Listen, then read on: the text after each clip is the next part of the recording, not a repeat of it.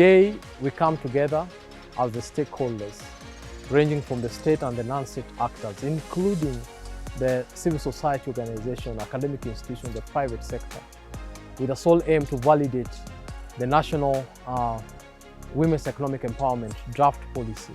One of the thematic areas that this policy is featuring is unpaid care work and domestic work, whereby this is a very interesting area to us as Kudheiha workers, because they are one of the areas that we represent. And the objective of the workshop is basically to sensitize the different stakeholders on the policy, to gather their inputs and insights about the policy and what needs to be taken into consideration, and also to validate the contents of the policy.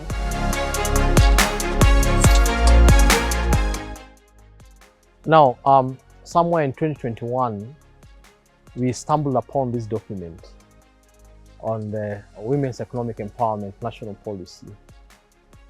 And one of the reasons why the document had stalled was because of lack of enough data to inform this policy.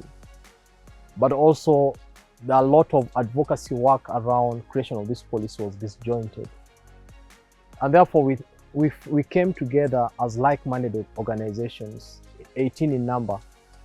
And these organizations were formed from researchers, from the CSO who are dealing with advocacy, from academia, and also the private sector.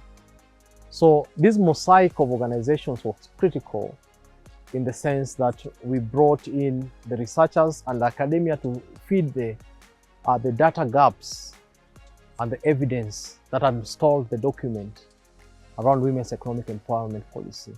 This is a document that had already been submitted to the cabinet in 2022, but because of the new administration and other emerging issues like MTP4 and the beta, of course, for the new administration, it was returned to the State Department so that we incorporate those emerging issues and ensure that the document is up to date.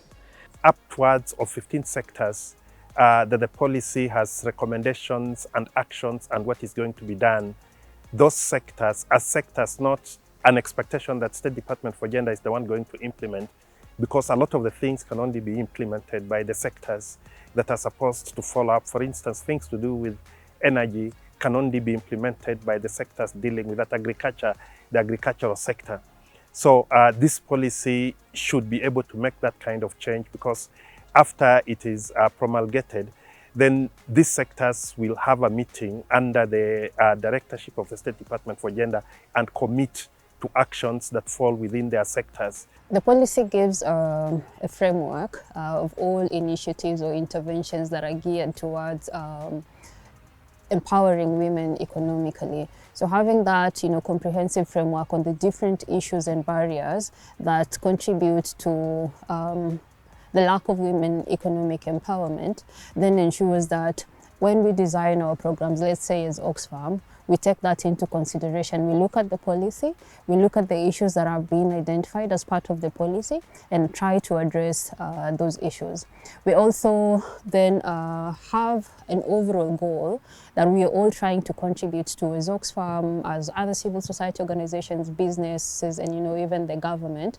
We have a broader goal that we're all trying to contribute to, and it makes it very easier because it's like you have a bigger vision of where you should be and you work towards it. The policy will ensure that there's access, to equal opportunities for men and women in terms of education, in terms of finance. It also is addressing some of the barriers that we ignore, like, social and cultural issues that are also a barrier to women economic empowerment.